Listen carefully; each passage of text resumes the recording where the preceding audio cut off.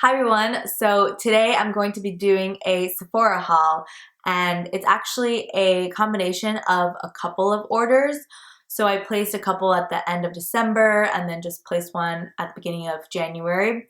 And because of, the holidays, shipping delays, I figured I would just wait until all of them came in and then do a haul and review for you guys. So this video actually won't be a first impressions or try on. I've actually had some time to test out these products and use them, and I can give you my thoughts after having used them a little bit longer and let you guys know what I think and if it was worth buying. So before we get started, I would really love it if you would subscribe to my channel if you like beauty related content.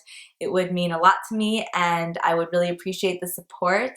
And also go ahead and follow me on Instagram. So my handle is @SusanMakesItUp, and on there I post additional content and stories. So please go follow me over there. So now let's jump into the Sephora haul. So the first thing I want to talk about is the OLEHENRIKSEN Balancing Force Oil Control Toner. So as you guys know, this is actually my favorite toner because it's really good at clarifying skin and just helping remove any of the dirt and impurities that build up over time. And it's also not stripping because it is well formulated with some calming extracts as well. So the key ingredients here are salicylic, glycolic, and lactic acids to help exfoliate the skin.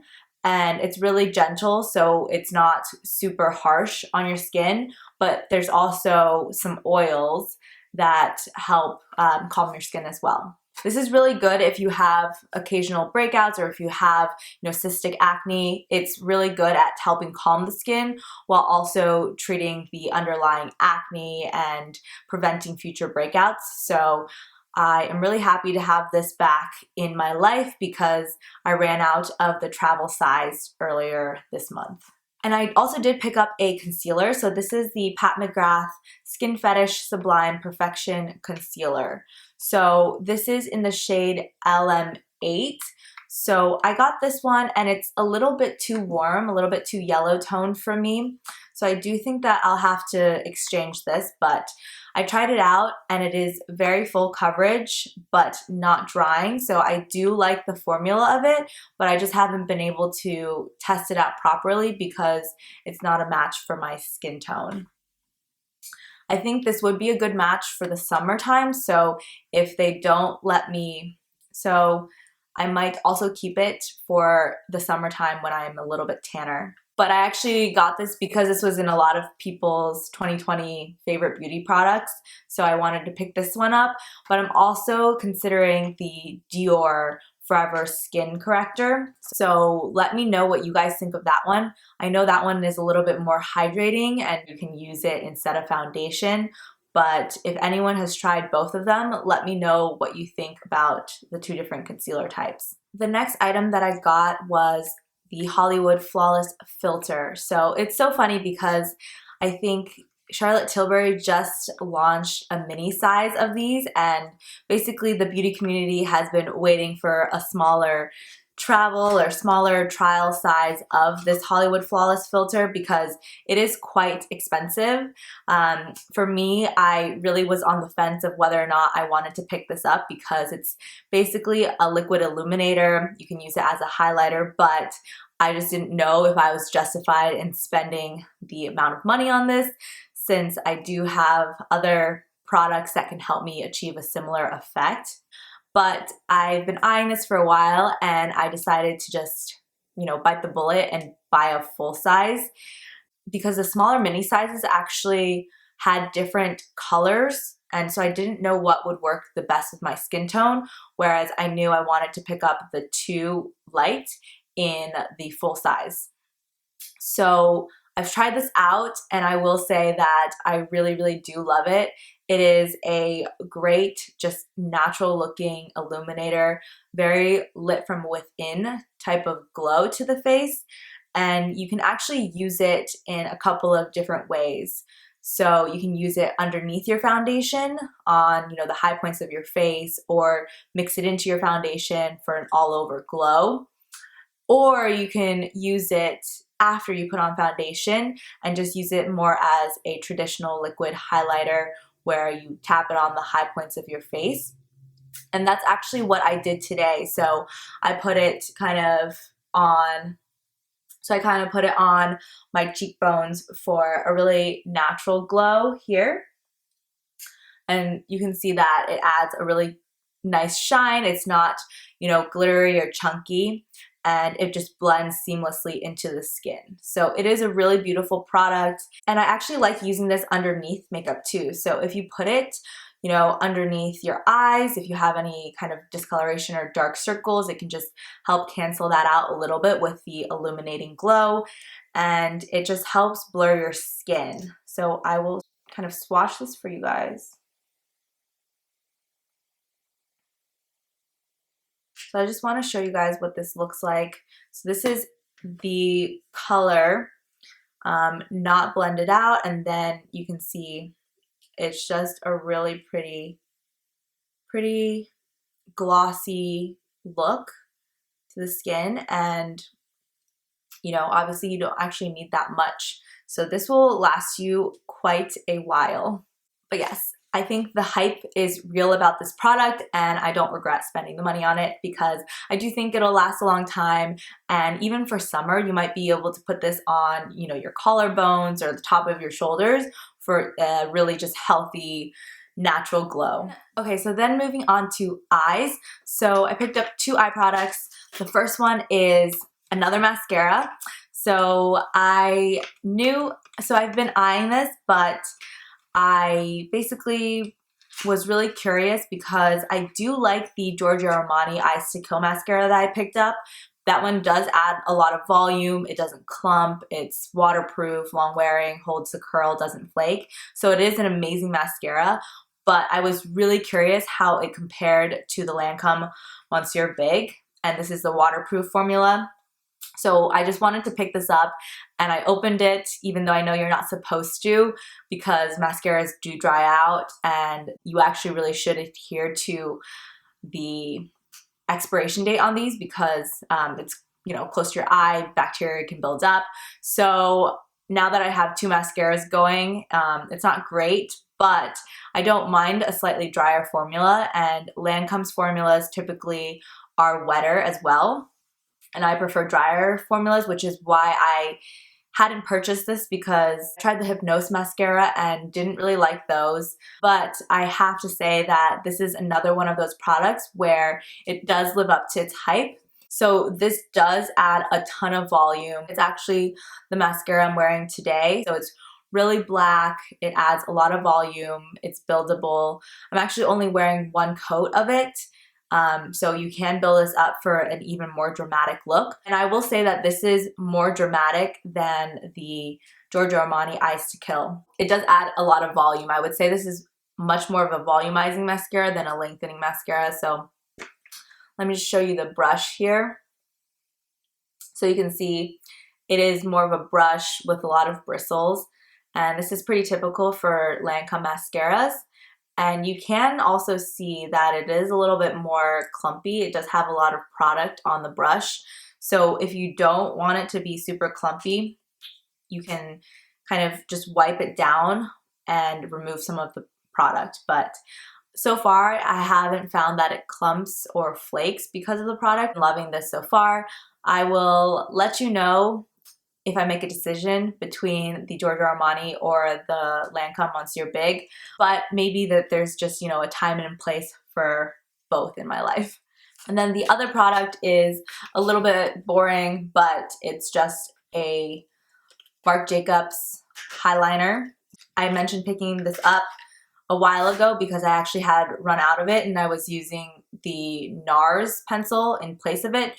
But the NARS one is not very black, and it also is a little bit more of a drier, stiffer formula, which isn't great for tight lining because for tight lining, you really want it to just glide across easily. So this is my favorite pencil for tight lining because it's just super black, it glides on, and once it's on, it sets, and then it lasts all day. So then moving on to lips.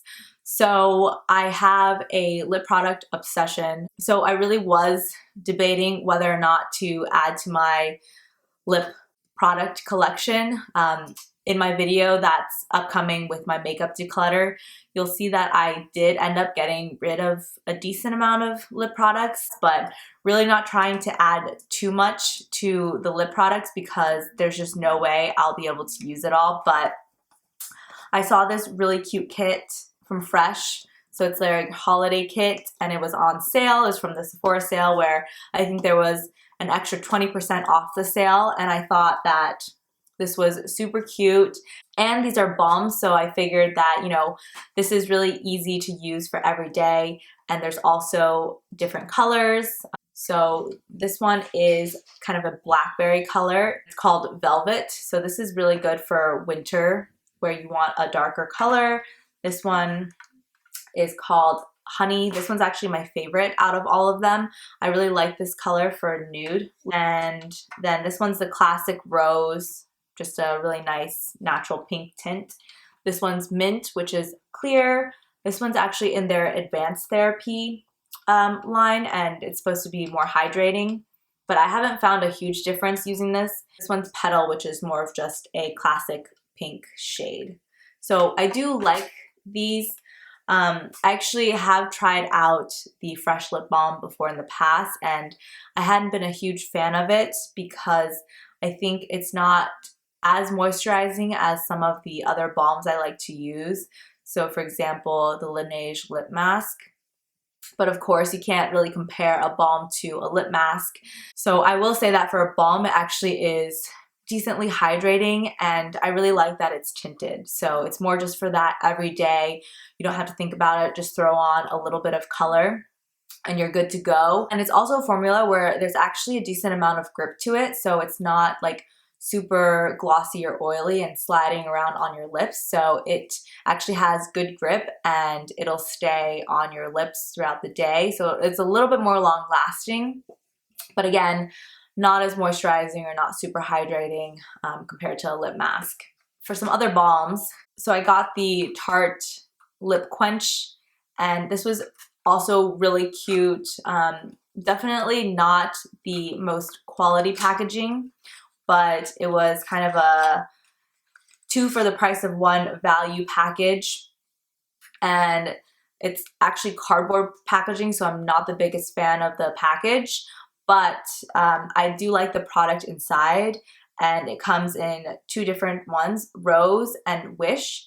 And Rose does have like a really pretty light pink tint to it, so you'll see there.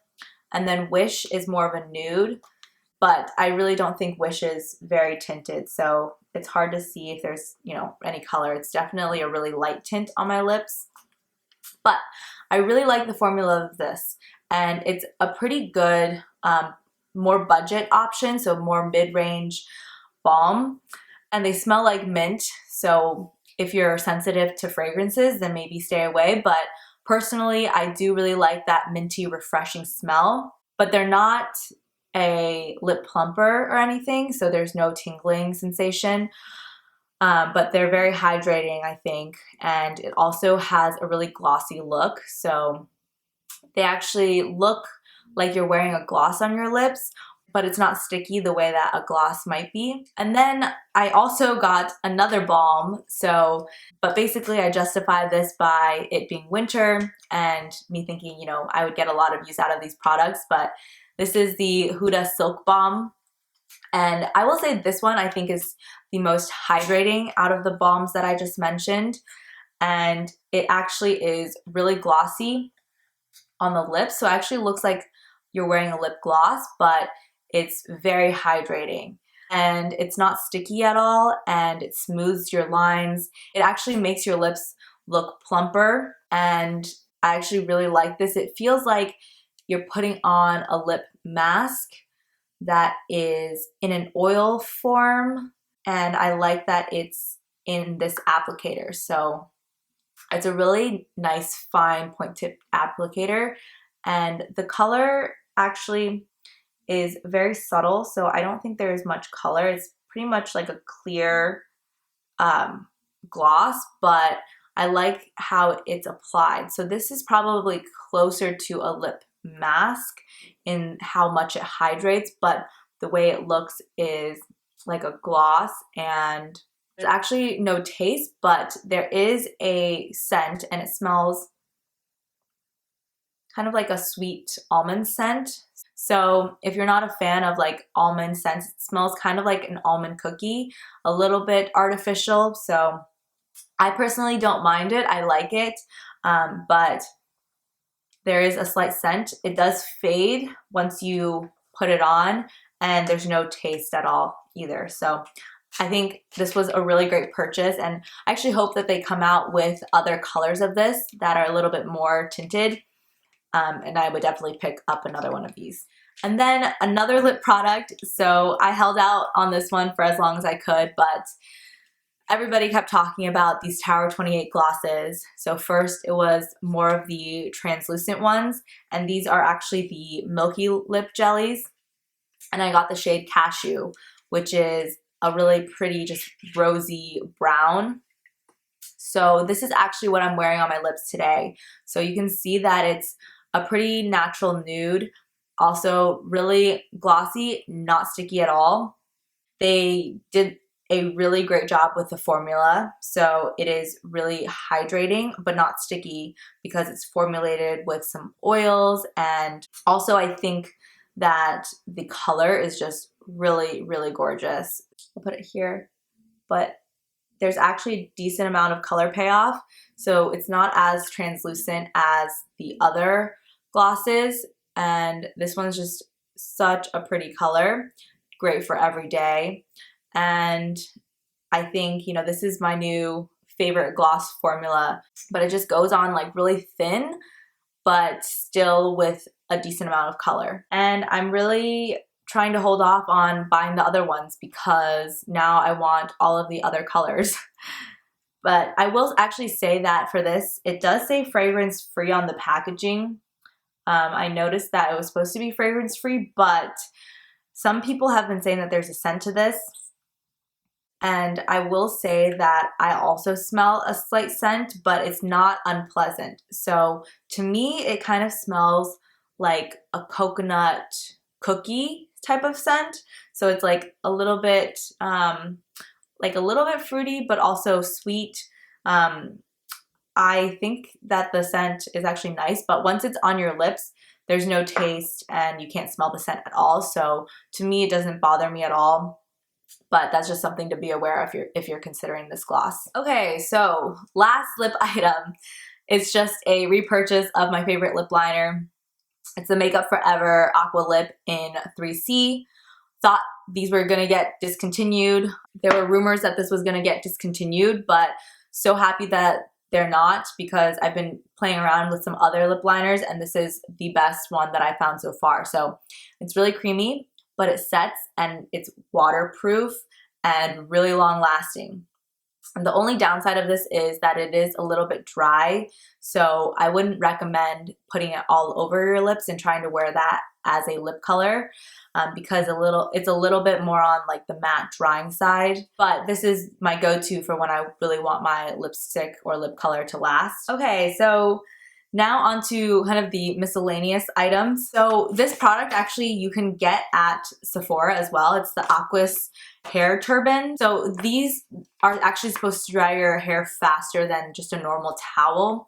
And I will say I do think that's true.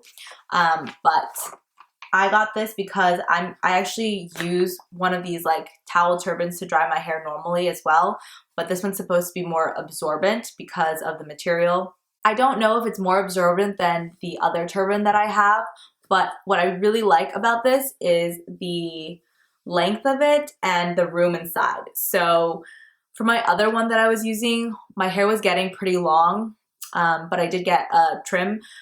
But before that, not all of my hair was fitting into the turban, but this one is really big, really roomy, and it kind of leaves room for growth. So I do like this for the size. And I also think that the way that it's designed is really nice. So there's a very secure fit with this button. So you have the loop here, you attach it to the button, and then you also have kind of this elastic running around the sides to make sure that it fits on your head really snugly, and you know, when you're walking around doing things, it's not gonna fall off or come undone. So I do think that, you know, this is a little bit more expensive for a hair turban, but I think it's designed really well, and would definitely recommend this, especially if you have longer hair. And then the last item is definitely a big purchase, but I went ahead and made the plunge into buying a perfume. So this is Delina by Parfums de Marly. So this is something that I've been thinking about for a while now, but because of the lockdown, because of COVID, you know, I haven't been in the stores to, you know, smell any of the perfumes, and it's obviously very risky to blind buy scents without smelling them first. But I went ahead and did this, and I just will say that I'm incredibly happy with how this smells. And this is the bottle. It's a really gorgeous bottle, like light pink. It has like this little tassel. Also has like a light pink crystal here at the top. So just like a really gorgeous, well-designed bottle, really heavy as well. So this is 75 mils, and it's a rose fragrance, but not your typical rose fragrance that you would think of with, you know, an old lady or a very powdery rose. It's not a deep rose. So this is actually a great daytime perfume as well. So I know a lot of people say that this is great for weddings. I also think this would be great for a signature scent. It's a very feminine fragrance, and like I would say it's like a fruity rose. And that's because the top notes are actually rhubarb and lychee. And so it has a very fruity opening when you first spray it. I wouldn't say that necessarily, you know, when you first spray this, you would think that it's a rose fragrance. It's actually quite like a fruity floral. And then it does also have bergamot and nutmeg in the top notes as well. So it's a little bit spicy, a little bit tart. And then the other notes, so the heart notes are Turkish rose, vetiver, incense, and cedarwood. So I would say that it's very feminine with the rose and the fruitiness. But then it also has a really complex base that grounds it and just makes it more interesting and intriguing and sophisticated. And then finally, the base notes are really warm, has an amazing dry down where it smells like vanilla, cashmere wood, and musk.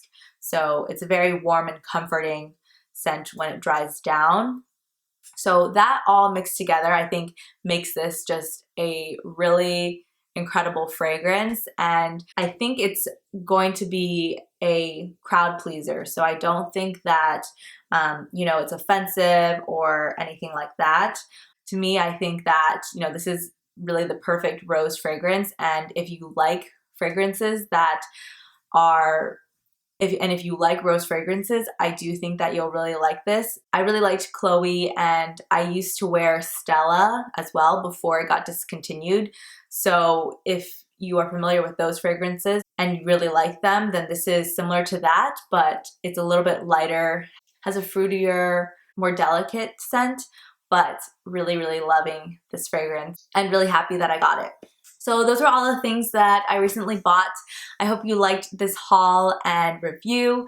And if you did, then please be sure to comment down below, hit the like button, and as always, thank you so much for watching. I really do appreciate the support, and I hope to see you in my next video. Bye.